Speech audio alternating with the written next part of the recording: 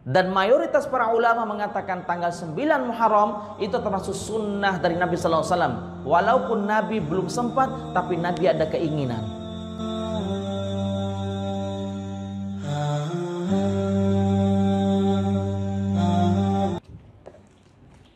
Assalamualaikum warahmatullahi wabarakatuh.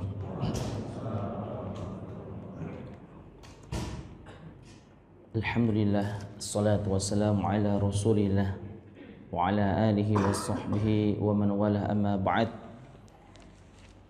Allahumma la sahla illa ma ja'altahu sahla wa anta taj'alul hazna idha syi'ta sahla. Alhamdulillah, kita bersyukur kepada Allah Jalla Jalaluh atas nikmat yang Allah berikan kepada kita semua, sehingga pada pagi hari ini kita bisa duduk di tempat ini untuk sama-sama kita bertafaqahu fiddin. Kita sama-sama mentadaburi isi Al-Quran dan Sunnah, sehingga Allah Subhanahu wa ta'ala mengangkat kebodohan yang ada di dalam diri kita semua, insyaallah. Salawat dan salam tidak lupa kita sampaikan kepada Nabi besar Nabi Muhammad sallallahu alaihi wasallam. Allahumma salli wa sallim wa barik alaih. Bapak-bapak, ibu-ibu sekalian yang dirahmati Allah, qadarullah, saat ini saya lagi kurang fit ya, Masya Allah. Semalaman kurang tidur, qadarullah, ini lagi musim mungkin. Bapak ibu sekalian, insya Allah kita akan melanjutkan kajian kelompok yang berikutnya, orang-orang yang dicintai oleh Allah Subhanahu wa ta'ala adalah orang-orang yang hanya berbicara dengan ucapan yang mengandung zikir kepada Allah dan tidak membicarakan yang lainnya.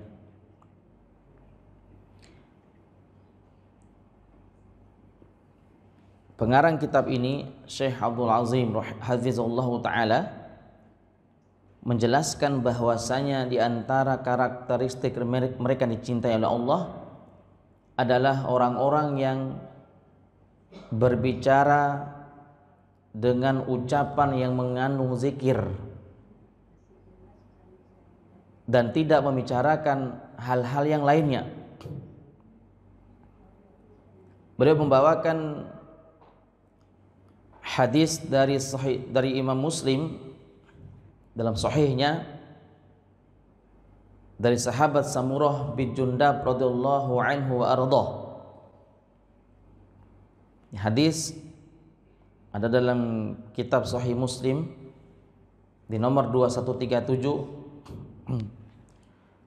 Haddatsana Ahmad ibnu Abdullah bin Yunus. Imam Muslim berkata, telah menceritakan kepada kami Ahmad bin Abdullah bin Yunus. Haddatsana Zuhair, telah menceritakan kepada kami Zuhair. Haddatsana Mansurun, telah menceritakan kepada kami Mansur an Hilal bin Yasaf an Rabi' bin Umailah, dari Rabi' bin Umailah, an Sumrah bin Jundab, dari Samurah bin Jundab radhiyallahu anhu, qala, dia berkata, qala Rasulullah sallallahu alaihi wasallam, telah bersabda Nabi sallallahu alaihi wasallam. Yang kita bacakan ini adalah namanya sanad, Pak. Ini penting dalam agama.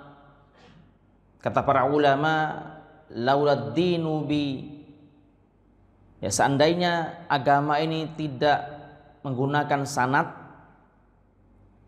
maka manusia akan seenaknya berkata, saya mengatakan seperti ini, saya mengatakan seperti ini. Makanya dalam belajar itu harus belajar sama guru yang bersanad sampai ke Nabi sallallahu alaihi wasallam.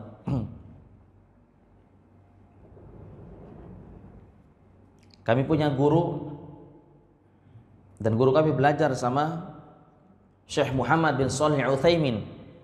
Syekh Utsaimin belajar sama Syekh Abdurrahman As-Sa'di. Syekh Abdurrahman As-Sa'di belajar sama Syekh Syinkiti sampai ke sahabat yang mulia Ibnu Abbas radhiyallahu anhuma sampai ke Nabi sallallahu alaihi wasallam. Ini adalah sanad. Maka Nabi sallallahu alaihi wasallam bersabda, "Ahabbul kalami ila Allahi arba'un." Ucapan yang paling dicintai oleh Allah dan yang paling disukai oleh Allah adalah ada 4.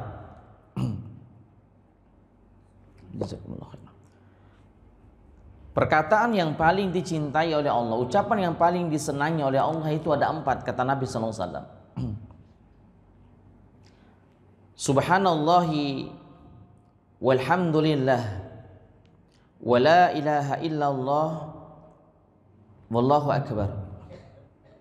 Ya. Ucapan yang paling disenangi dan dicintai oleh Allah itu adalah ketika seorang mengucapkan kalimat alhamdulillah, subhanallah walhamdulillah wa la ilaha illallah wallahu akbar. Bapak Ibu sekalian, ucapan ini adalah perkumpulan dari 4 kalimat yang agung. Kalimat yang pertama adalah subhanallah. Kalimat yang kedua adalah alhamdulillah. Yang ketiga adalah la ilaha illallah, yaitu kalimat tauhid. Kemudian kalimat keempat adalah Allahu akbar. Itu 4 kalimat. Nah, dari 4 kalimat inilah Imam Syafi'i rahimahullahu taala ya di dalam kitabnya kitab induknya kitab Syafi'i, ya mazhab Syafi'i, yaitu kitab ada 7 jilid. Nah, Imam Syafi'i rahimahullahu taala berkesimpulan, ya, mengambil faedah daripada hadis Sahih Muslim ini, bahwasanya ketika seorang itu sholat Idul Fitri dan Idul Adha, setiap takbiran dari takbir yang pertama sampai takbir yang ke-7 di rakaat pertama, dan dari takbir yang pertama sampai takbir yang kelima di rakaat yang kedua, kata Imam Syafi'i rahimahullahu taala, antara takbir yang pertama dan terus, ya, sampai takbir terakhir itu tidak ada satupun dalil tentang adanya bacaan-bacaan tertentu, ya, tidak ada satupun dalil. Maka kata Imam Syafi'i, ya, beliau berijtihad bahwa daripada seorang itu diam dan melamun ketika antara takbir pertama dan takbir yang kedua dan seterusnya, maka hendaknya dia mengucapkan kalimat yang paling dicintai oleh Allah Subhanahu wa taala, yaitu kalimat subhanallah walhamdulillah wa la ilaha illallah wallahu akbar. Kalimat ini itu, Pak. Karena memang, ya, Allahu akbar, ya, sampai antara takbir pertama dan takbir yang berikutnya itu enggak ada dalilnya, Pak, yang menjelaskan tentang subhanallah harus zikir ini, zikir itu, tidak ada dalil satupun. Karena Nabi sallallahu alaihi wasallam hanya memerintahkan kita untuk bertakbir saja. Ketika sholat Idul Fitri dan Idul Adha, Nabi hanya memerintahkan kita untuk bertakbir 7 kali di rakaat pertama selain takbiratul ihram. Dan takbir yang kedua, di rakaat yang kedua adalah takbir 5 kali selain takbir intikal, takbir perpindahan dari rakaat pertama. Maka Nabi hanya memerintahkan untuk bertakbir saja, dan Nabi tidak pernah menjelaskan bacaannya harus seperti ini, tidak ada, Pak. Ya, tidak ada. Maka kata Imam Syafi'i, daripada kita melamun antara takbir yang pertama dan dengan takbir yang berikutnya, maka lebih baik kita mengucapkan 4 kalimat yang paling dicintai oleh Allah Subhanahu wa taala. Ya. Itu kalimat apa? Subhanallah walhamdulillah wa la ilaha illallah wallahu akbar. Ustaz, bolehkah kita membaca selain daripada zikir ini antara takbir yang pertama dan seterusnya ketika salat Idul Fitri dan Idul Adha? Maka jawabannya boleh. Bapak Ibu berzikir dengan zikir apapun di takbir tersebut tidak bermasalah, ya. Subhanallah bihamdih, subhanallahil azim, atau subhanallah bihamdihi astaghfirullah wa atubu ilaih, tidak bermasalah, boleh. Jadi bacaan ketika Idul Fitri dan Idul Adha tidak harus kalimat yang ini. Tidak harus, karena memang tidak ada dalilnya yang memerintahkan bacaan harus seperti ini. Gak ada dalil. Ini hanya ijtihad Imam Syafi'i saja. Paham ya sampai sini? Ini hanya ijtihad Imam Syafi'i saja. Jadi tidak bisa kita paksakan orang harus membaca kalimat ini. Lalu orang itu bertanya, dalilnya mana Pak? Yang jelas ada dalilnya gitu kan. Nah ini nggak benar. Ya. Sampai datang hari kiamat kita mencari bacaan khusus ketika Idul Fitri, Idul Adha, tidak ada. Nggak akan ketemu. Nah ini hanya ijtihadnya Imam Syafi'i rahimahullahu taala. Ya kata beliau, daripada orang itu melamun tiap takbirnya, maka lebih baik dia membaca 4 kalimat yang paling dicintai oleh Allah Subhanahu wa taala. Kalimat ini. Kemudian kata Nabi SAW, Rasulullah memberikan petunjuk di sini.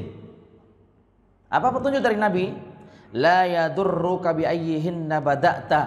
Tidak mengapa kamu memulai dari kalimat mana saja, boleh. Ini petunjuk dari Nabi SAW, bahwasanya ketika mengucapkan kalimat zikir 4 ini yang paling dicintai oleh Allah, maka Nabi sallallahu alaihi wasallam bersabda, la yadurruka bi ayyihinna bada'ta. Tidak mengapa kalian memulai dari kalimat yang mana saja, tidak bermasalah, silakan. Boleh kita mulai dari kalimat Allahu Akbar wa subhanallah la ilaha illallah walhamdulillah, atau dibolak-balik tidak bermasalah. Boleh, ya, Masya Allah. Bapak Ibu sekalian yang dirahmati Allah Subhanahu wa taala. 4 kalimat di sini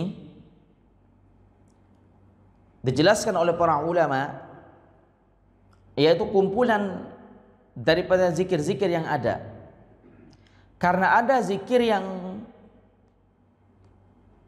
hanya mengucapkan pujian untuk Allah saja, yaitu subhanallah, subhanallah, atau subhanallah walhamdulillah, subhanallah bihamdi, subhanallahil azim, subhanallah wa bihamdi, subhanallahil azim. Kemudian ada juga kalimat alhamdulillah, alhamdulillah, alhamdulillah. Seperti itu. Baik, kita akan jelaskan satu persatu. Ini masuk ke pembahasan berkaitan dengan kelompok-kelompok yang senantiasa dicintai oleh Allah Jalla Jalaluhu. Baik, kalimat subhanallah di dalam Al-Quran itu banyak Pak. Khususnya di juz yang ke-27 ke atas. Ya. Cuma kalimatnya bukan kalimat subhanallah, tapi kalimatnya itu adalah sabbaha. Sabbaha yusabbihu, sabbaha lillahi ma fis samawati wa ma fil ard wa huwal azizul hakim. Kalimat sabbaha, sabbaha. Artinya sabbah itu adalah bertasbih. Ya. Sabbaha lillahi ma fis samawati wa ma fil ard. Telah bertasbih apa-apa yang ada di langit dan apa-apa yang ada di bumi. Mereka semua bertasbih kepada Allah Jalla Jalaluh. Kemudian wazannya daripada sabbaha adalah fu'lan, yaitu subhanallah. Ya, dalam ilmu sharaf itu adalah namanya wazan, timbangannya itu adalah subhanallah, maha suci Allah. Nah, kalimat ini Bapak Ibu sekalian yang dirahmati Allah, kalimat yang salah satu kalimat yang paling dicintai oleh Allah Jalla Jalaluh. Ketika seorang itu mengucapkan subhanallah ya dalam sehari minimal 100 kali, maka Allah akan mengampuni semua dosa-dosanya. Wa in kana fi zabadil bahr, walaupun dosanya itu sebanyak buih di lautan, ketika dia mengucapkan kalimat subhanallah, maka Allah akan mengampuni dosa-dosanya. Makanya ada satu riwayat dari Nabi sallallahu alaihi wasallam, hadis ini sahih diriwayatkan Imam Al-Bukhari. Apa kata Nabi SAW? Man qala subhanallah wa bihamdih fi yaumi mi'ata marrah khotoyah wa in kanat mithla zabadil bahr. Barang siapa yang mengucapkan kalimat subhanallah wa bihamdih dalam sehari itu sebanyak 100 kali, ya. Nah, 100 kali ini adalah jumlah yang sangat-sangat sedikit sekali, Pak. Bukan banyak. Kok banyak banget 100 kali? Yang mengatakan banyaknya jumlah 100 kali itu orang-orang yang malas berzikir kepada Allah. Tapi kalau orang-orang yang rajin berzikir, angka subhanallah itu sedikit sekali Pak. Ya, sedikit. Maka kata Nabi SAW, fi yaumi mi'ata marrah, dalam sehari itu 100 kali, hutat khotoyahu wa in kanat mithla zabadil bahri, maka dosa-dosanya akan diampuni oleh Allah walaupun sebanyak buih di lautan. Allahu Akbar. Sebanyak buih di lautan dosanya diampuni oleh Allah dengan kalimat ini. Masya Allah. Luar biasa, Pak. Kemudian Bapak Ibu sekalian, dosa yang diampuni oleh Allah dengan mengucapkan kalimat subhanallah ini adalah bukanlah dosa besar. Ini yang perlu kita catat baik-baik. Bahwa dosa yang diampuni oleh Allah bukan dosa-dosa besar. Tapi dosa apa? Dosa kecil. Karena tidak ada amalan yang bisa menghapus dosa besar kecuali satu. Kata Imam Nawawi rahimahullah, ulama mazhab Syafi'iyah dalam kitabnya Syarah Muslim, bahwa la tukaffirul kabair illa bitaubatin nasuhah. Kata Imam Nawawi, tidak ada amalan yang bisa menghapus dosa-dosa besar kecuali dengan taubatan nasuhah. Taubatan nasuhah, ya. Dan hari ini Bapak Ibu sekalian,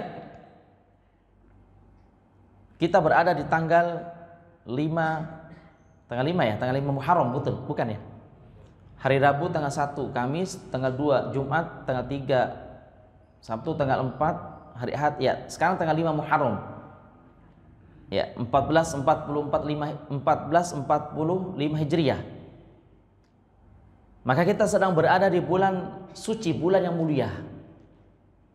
Ya, bulan yang pertama di tahun Hijriah itu bulan Muharram. Karena di dalam bulan Muharram itu kata Nabi sallallahu alaihi wasallam, afdhalus syuhuri indallahi syahrullahil muharram. Bulan yang paling dicintai oleh Allah dan bulan yang paling utama di sisi Allah dari semua bulan itu adalah bulan Muharram. Syahrullahil muharram, bulannya Allah itu bulan Muharram. Masya Allah. Nah, kalau sekiranya zikir 4 zikir ini kita ucapkan di bulan Muharram ini, maka lebih ditekan, lebih besar lagi pahalanya berlipat-lipat. Karena bulan Muharram itu adalah bulan yang paling dicintai oleh Allah, dan 4 kalimat ini adalah 4 kalimat yang paling dicintai oleh Allah. Lalu 4 kalimat ini diucapkan di bulan yang paling dicintai oleh Allah, itu bulan Muharram, maka double pahalanya di sisi Allah Jalla Jalaluhu.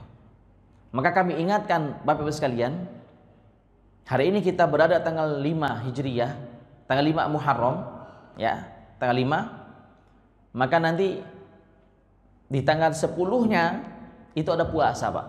Kami ingatkan ada puasa. Itu puasa Muharram. Namanya puasa Asyura. Puasa yang berada di tanggal 10 Muharram, ya. Cuma kata Ibnu Abbas melaporkan kepada Nabi sallallahu alaihi wasallam, ya Rasulullah, inna hadzal yaum tu'adzibunahul yahudu wan nasara. Wahai Rasulullah, ini tanggal 10 Muharram adalah tanggal 10 yang mana orang-orang Yahudi dan Nasrani itu mengagungkan tanggal 10 ini. Mereka sangat mengagungkan tanggal 10 ini, ya Rasulullah. Maka Nabi sallallahu alaihi wasallam menjelaskan kepada kita Bapak sekalian, ini pelajaran sangat berharga, bahwa dalam kehidupan kita, ibadah, pergaulan, semua termasuk masalah pakaian, tidak boleh kita bertasyabuh dengan orang-orang kufar. Tidak boleh menyerupai orang-orang non-muslim. Termasuk masalah puasa tadi, Pak. Masalah puasa. Maka Nabi sallallahu alaihi wasallam bersabda, "Wa in kanal 'amul muqbil fasumna at-tasi'." Seandainya tahun depan kita masih hidup, insya Allah kita akan berpuasa tanggal 9 Muharram. Tapi Nabi SAW tahun depannya belum sempat beliau berpuasa di tanggal 9, tapi keburu dipanggil oleh Allah Subhanahu wa taala. Ya, maka disinilah para ulama berbeda pendapat. Apakah tanggal puasa di tanggal 9 itu termasuk sunnah atau bukan? Sebagian ulama mengatakan tidak sunnah. Sebagian ulama mengatakan tidak sunnah. Kenapa? Karena Nabi belum pernah melakukannya. Karena Nabi hanya berkeinginan dan belum sempat menunaikan atau mengerjakan tanggal 9 Muharram disebabkan karena beliau lebih duluan meninggal dunia. Dan mayoritas para ulama mengatakan tanggal 9 Muharram itu termasuk sunnah dari Nabi sallallahu alaihi wasallam. Walaupun Nabi belum sempat, tapi Nabi ada keinginan. Berdasarkan hadis Nabi sallallahu alaihi wasallam riwayat Imam Al-Bukhari, "Man hamma bihasanatin falam ya'malha kutiba lahu bihi hasanatun kamilatun." Barang siapa yang niat dalam hatinya untuk melakukan satu kebaikan, namun belum sempat melakukan apa yang dia niatkan itu, tapi dia udah niat, Pak, nanti malam saya mau sholat tahajud, tapi ketiduran sampai datang waktu subuh gitu kan, tapi ada niatnya, maka Allah tabaraka wa ta'ala akan mencatat pahalanya sempurna di sisi Allah. Pahala sempurna melakukan sholat tahajud, pahala sempurna ingin melakukan apa, puasa sunnah tanggal 9 Muharram itu. Maka berdasarkan hadis inilah mayoritas para ulama bahwa puasa di tanggal 9 itu termasuk apa? Sunnah para sahabat juga. Ya. Karena setelah Rasulullah meninggal dunia, para sahabat tidak pernah meninggalkan puasa tanggal 9. Ya, Masya Allah, ini termasuk sunnah. Sunnah alasannya apa? Mukhalafatu ahlil kitab, untuk menyerupai ahlul kitab, Pak. Untuk menyerupai ahlul kitab, orang-orang Yahudi Nasrani. Maka kita dianjurkan untuk puasa tanggal 9. Bahkan kata Imam Ibnul Qayyim di dalam kitabnya Zadul Ma'ad, wa minas sunnati ayyusoma yaumun qabla wa yaumun ba'dah. Kata Ibnul Qayyim Al-Jauziyah rahimahullah ta'ala, di antara sunnah puasa tanggal 10 Muharram itu adalah puasa di satu hari sebelumnya dan puasa satu hari setelahnya. Makanya beliau menyimpulkan Bapak Ibu sekalian bahwa puasa Muharram itu ada 4 cara. Ini penting kita ingatkan. Puasa Muharram ada 4 cara, Pak. Cara yang pertama adalah puasa di tanggal 10 saja. Dan puasa di tanggal 10 saja itu sebagian ulama memandang itu hukumnya makruh, Pak. Paham? Saya ulangi lagi. Puasa di tanggal 10 saja itu hukumnya makruh. Kenapa dikatakan makruh? Karena menyerupai siapa? Yahudi dan Nasrani yang berpuasa tanggal 10. Ya. Dia tidak berdosa, cuma hukumnya makruh. Makruh itu dibenci oleh Allah dan Rasulnya gitu, Pak. Ya. Yang kedua adalah puasa di tanggal 9 dan tanggal 10. 2 hari. Namanya Tasu'a dan Asyura. Tasu'a itu puasa tanggal 9, Asyura datang tanggal 10 Muharram. Cara yang ketiga adalah berpuasa di tanggal 10 dan tanggal 11. Boleh. Cara yang ketiga adalah berpuasa tanggal 10 dan tanggal 11. Nah, ini yang lebih sempurna. Yang keempat, yaitu berpuasa di tanggal 9, 10 dan 11. 3 hari. Berpuasa tanggal 9, 10 dan tanggal 11. Ada yang bertanya, kenapa ada tanggal 11-nya Ustadz? Baik, saya jelaskan dulu. Berpuasa di tanggal 9 itu tujuannya adalah untuk apa tadi? Menyelisihi ahlul kitab. Ya, tanggal 9 itu tujuannya adalah untuk menyelisih ahlul kitab. Adapun berpuasa tanggal 11 itu adalah sebagai bentuk kehati-hatian kita, dikhawatirkan salah di dalam menetapkan tanggal 1 Muharram. Paham sampai sini, Pak? Sebagai bentuk kehati-hatian kita, ya, dikhawatirkan salah di dalam penentuan satu Muharram. Karena itu yang membuat saya selalu bertanya-tanya, Pak. Banyak maaf, saya selalu bertanya-tanya seperti ini. Kenapa setiap bulan-bulan yang tidak ada momen-momen tertentu itu tidak ada perkumpulan para ulama untuk menetapkan 1 Muharram, 1 Zulhijjah, 1 apalah itu, Pak? Tidak ada momen-momen tertentu. Kita lihat di dalam penentuan 1 Muharram tidak ada isbat, tidak ada sidang isbat, betul tidak?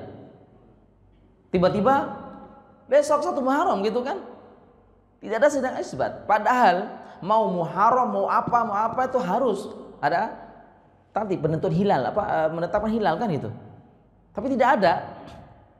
Tapi giliran Idul Fitri, Masya Allah itu orang saling gitu kan, atau Idul Adha, luar biasa karena tidak ada momen-momen tertentu di situ tuh. Maka di sini dianjurkan untuk puasa di tanggal 11-nya sebagai bentuk tadi kehati-hatian dikhawatirkan salah di dalam menetapkan satu apa? Muharram. Ini yang paling utama adalah berpuasa 3 hari, Pak. Tanggal 9, 10 dan tanggal 11 Muharram. Ya. Wallahu a'lam bishawab. Baik, Bapak-Ibu sekalian, kita lanjut lagi. Kemudian dijelaskan oleh para ulama bahwa kalimat yang kedua yang berdasarkan dalil dari Nabi Shallallahu Alaihi Wasallam itu adalah kalimat alhamdulillah. Ini alhamdulillah ini termasuk kalimat yang harus kita rutinkan untuk mengucapkan tiap hari. Kenapa? Karena kata para ulama, kalimat alhamdulillah ini adalah bentuk kesyukuran kita terhadap nikmat Allah. Sementara kalimat subhanallah itu adalah hanya meyakini bahwa Allah itu adalah sempurna. Saya ulang lagi, Pak. Kalimat subhanallah itu adalah kalimat menyucikan Allah dari segala bentuk aib, dari segala bentuk kekurangan. Itu kalimat subhanallah, Pak. Kita meyakini bahwa Allah itu adalah segala-gala yang sempurna, zat yang sempurna. Sementara kalimat alhamdulillah itu adalah bentuk kesyukuran seorang hamba kepada Allah terhadap nikmat-nikmat Allah yang sangat besar, sangat banyak. Maka Nabi Shallallahu Alaihi Wasallam memberikan satu luar biasa, satu kabar gembira untuk kita semua. Kita bacakan hadisnya. Nabi Shallallahu Alaihi Wasallam bersabda, Inna awwala ma yud'a ilal jannati al-hammadun alladzina yahmaduna Allah fis sarra'i wad dharra. Mungkin hadis ini jarang kita dengar, Pak. Tapi hadis ini sahih. Diriwayatkan Imam At-Tabrani di dalam kitab Al-Mu'jam Al-Awsat. Nabi Shallallahu Alaihi Wasallam bersabda, Inna awwala ma yud'a ilal jannati al-hammadun. Sesungguhnya orang yang sesungguhnya yang pertama kali dipanggil oleh Allah untuk masuk ke dalam surga. Ini pintu surga, Pak. Ya. Kata Nabi SAW, sesungguhnya orang yang pertama kali dipanggil oleh Allah ke dalam surga itu adalah Al-Hammadun.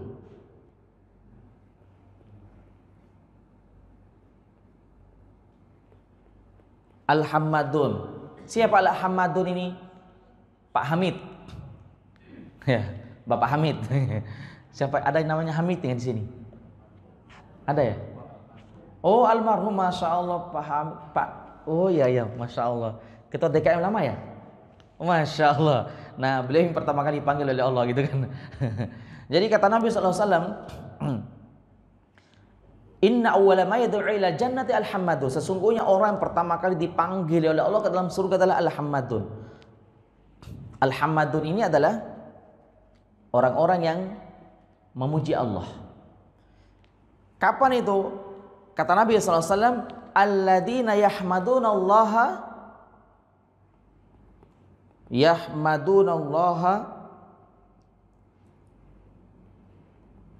fis sarra wad dharra. Ya, kita lihat di sini. Mereka yang al-hammadun itu adalah mereka yang paling banyak memuji Allah, paling banyak memuji Allah tiap harinya. Kapan mereka itu memuji Allah? Alladzina yahmadunallaha, yaitu mereka memuji Allah fis sarra, dalam keadaan lapang, dalam keadaan senang. Wad dharra, dan dalam keadaan apa? Sempit. Masya Allah. Karena banyak orang yang memuji Allah ketika dia sedang apa? Susah. Contoh, ketika berada di atas pesawat, pesawat mengalami turbulensi yang sangat kuat. Semua manusia itu pada berzikir itu, mau non muslim, mau muslim, Allahu Akbar. Non muslim berdoa dengan cara mereka tersendiri, yang muslim berdoa dengan cara kita. Masya Allah. Semua zikir-zikir diucapkan tuh ketika di atas pesawat itu. Allahu Akbar, subhanallah, alhamdulillah, masya Allah. Itu.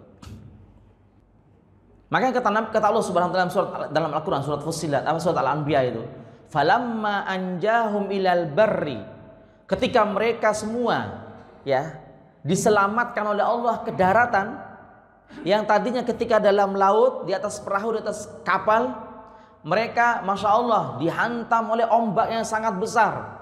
Kemudian mereka berdoa kepada Allah, mukhlisin, kata Allah, mereka benar-benar ikhlas berdoa kepada Allah. Ketika lagi dalam keadaan kepepet, falamma anjahum ilal barri, namun ketika Allah menyelamatkan mereka ke darat sana, akhirnya mereka melupakan Allah Jalla Jalaluhu. Mereka melupakan Allah. Mereka mengingat Allah ketika sedang diuji dengan keburukan. Mereka mengingat Allah ketika diuji dengan musibah lain sebagainya. Mereka berdoa, ya Allah selamatkan kami ya Allah, ya Allah selamatkan kami ya Allah. Ternyata sikap manusia di dunia seperti ini sampai sekarang sudah diabadikan oleh Allah di dalam Al-Quranul Karim. Subhanallah. Mereka berdoa kepada Allah, ya Allah selamatkanlah kami ya Allah, semoga bisa landing dengan selamat ya Allah. Berdoa luar biasa. Kata Allah, mukhlisin, mereka itu berdoa dengan ikhlas. Tapi ketika Allah menyelamatkan mereka kembali lagi lupa. Mereka melupakan Allah. Masya Allah. Nah, ini tidak bernilai apa-apa di sisi Allah. Maka yang bernilai itu adalah yahmaduna Allah fis sarra'i wad dharra. Mereka berdoa, berzikir, memuji Allah waktu senang dan di waktu susah, dalam badan lapang, dalam badan sempit. Mereka memuji Allah Jalla Jalaluhu.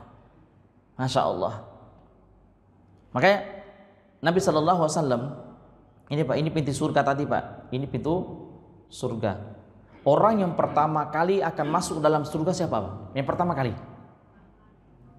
manusia yang pertama kali masuk dalam surga siapa? Rasulullah Muhammad SAW. Ini Nabi Muhammad, ini orang yang pertama kali membuka pintu surga. Tapi tahukah kita siapa yang berada di belakang punggungnya Nabi ini? Ya, yang berada di belakang punggungnya Nabi. Karena yang membuka pintu surga itu adalah Rasulullah. Dan Rasulullah tidak akan masuk lebih duluan sebelum umatnya itu masuk gitu. Itu luar biasa itu Nabi, Masya Allah. Kalau kita buka pintu surga, kita masuk duluan, manusia belakang itu emang gue pikirin mau jatuh ke neraka, terserah mereka gitu kan.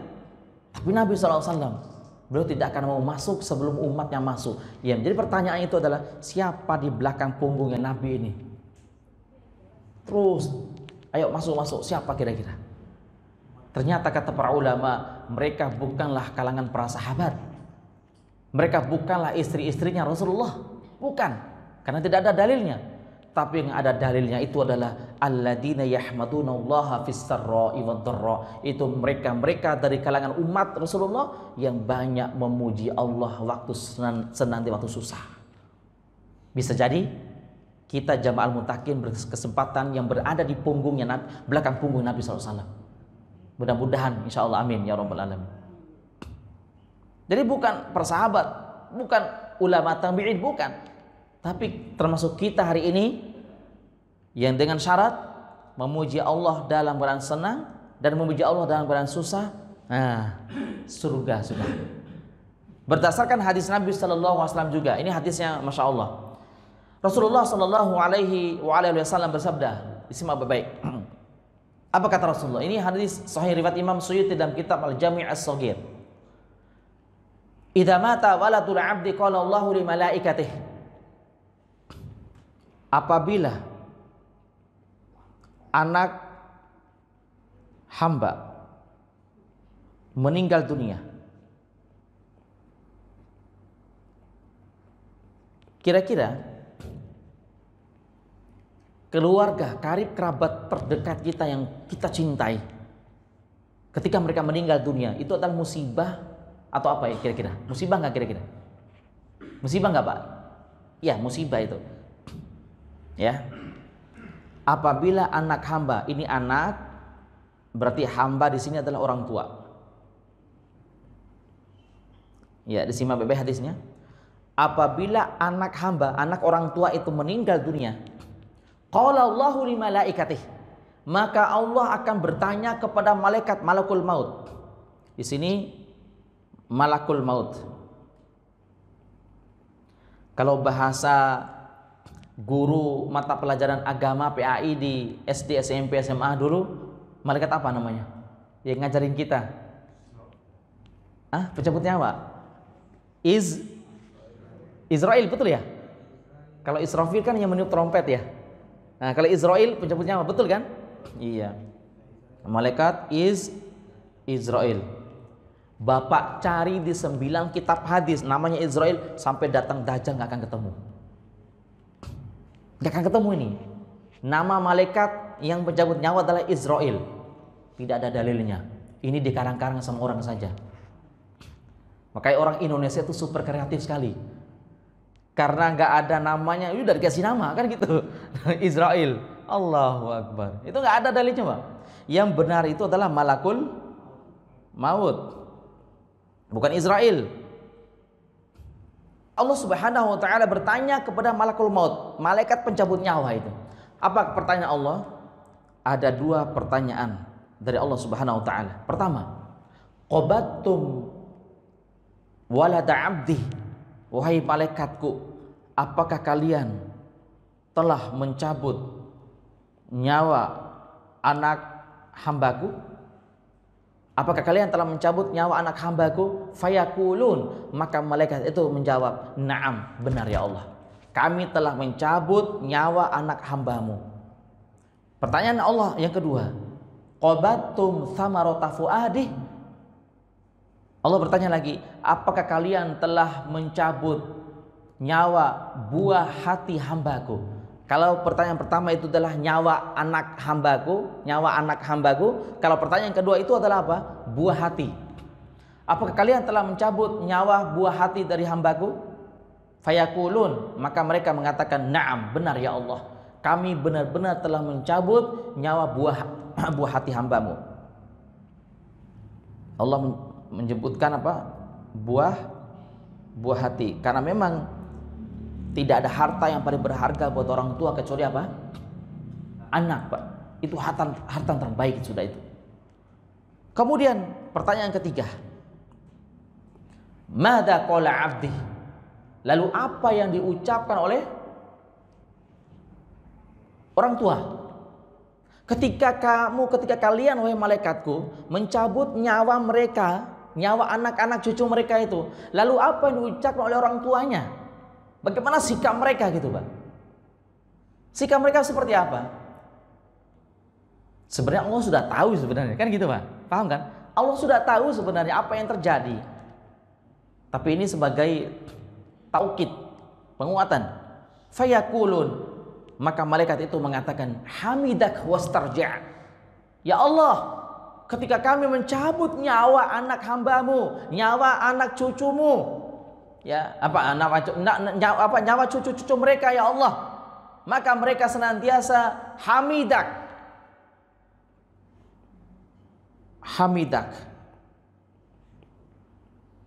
Mereka orang tua tadi, kakek tadi, nenek tadi senantiasa memuji Engkau ya Allah. Ketika cucu mereka meninggal, justru mereka memuji Engkau ya Allah. Ketika anak mereka meninggal, mereka memuji Engkau ya Allah dengan mengucapkan kalimat Alhamdulillah. Alhamdulillah. Yang kedua, wastarja'. Wastarja'a, itu mengucapkan kalimat istirja', yaitu apa? Istirja', itu kalimat innalillahi wa inna ilaihi raji'un. Maka Bapak Ibu sekalian, ketika kita ditimpa musibah, tidak cukup hanya sekedar mengucapkan innalillah, innalillah. Bahkan ya, kita pun mengucapkan innalillahi itu ketika ada yang apa? Ada yang meninggal. Ada yang meninggal.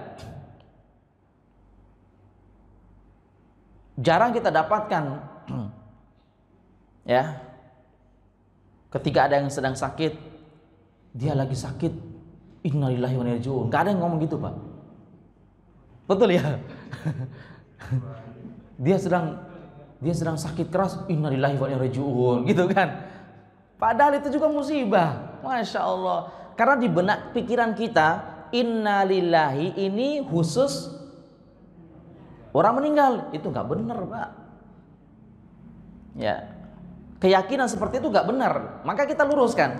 Innalillahi itu setiap kali mendapatkan musibah, bukan hanya meninggal. Kita sedang sakit gigi, ucapan innalillahi. Ya kan? Kita sakit kanker, tahu kanker kan? Kantong kering.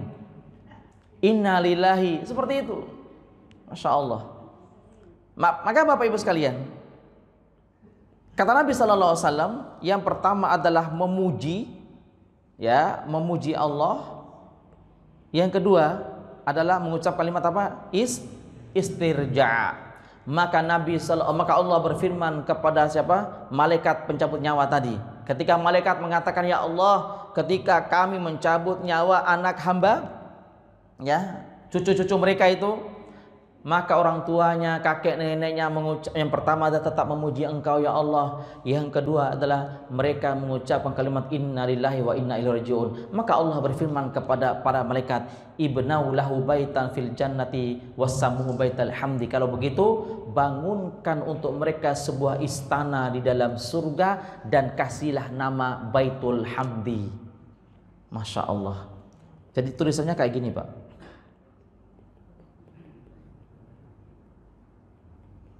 Nih, kalau Bapak Ibu sekalian, Allah mentakdirkan kita semua jamaah mutakin semua dimasukkan ke dalam surga, insya Allah. Lalu Bapak Ibu melihat di depan bangunan itu ada tulisan ini, Baitul Hamdi. Di situ di depan bangunan ada tulisan Baitul Hamdi. Bangunan surga maksudnya, bukan bangunan di sini. Bangunan yang ada di surga nanti. Maka ketahuilah, bangunan itu, istana yang megah itu hanya diperuntukkan orang-orang yang memuji Allah di waktu senang dan di waktu susah. Luar biasa. Orang yang sholat gak bisa masuk ke situ. Orang yang puasa gak bisa masuk ke situ. Ini hanya buat mereka yang yahmadunallaha fis-sarra wad-dharra, mereka yang memuji Allah waktu senang dan waktu susah. Makanya kenapa Rasulullah SAW mengingatkan kepada kita tadi bahwasanya ketika mendapatkan musibah, ya, kita dianjurkan untuk memuji Allah, kemudian mengucapkan istirja, lalu balasannya itu adalah rumah di surga. Alasannya adalah sebagai bentuk keridhaan dan keikhlasan kita yang sangat besar di hadapan Allah Jalla Jalaluhu. Ketika kita mendapatkan musibah, ketika kita mendapatkan sesuatu yang tidak kita inginkan, maka ini bukti ridhonya kita di hadapan Allah. Bukti ridhonya. Makanya ini menunjukkan bahwa ikhlas dan ridho bukan ada di lisan, tapi ada di mana? Dalam hati. Karena banyak orang mengatakan saya ikhlas, tapi hatinya apa? Tidak ridho. Hatinya itu memberontak. Berarti Allah tidak melihat dari lisannya, tapi Allah lihat itu dari hatinya itu. Nah, barakallahu fikum Bapak Ibu sekalian. Ini kalimat-kalimat untuk menggapai kecintaan dari Allah Jalla Jalaluhu. Wallahu a'lam bishawab. Ini saja dari saya, mudah-mudahan bermanfaat. Kita tutup dengan doa kafatul majlis. Subhanakallahumma bihamdik, asyhadu an la ilaha illa anta, astaghfiruka wa atubu ilaik. Assalamualaikum warahmatullahi wabarakatuh.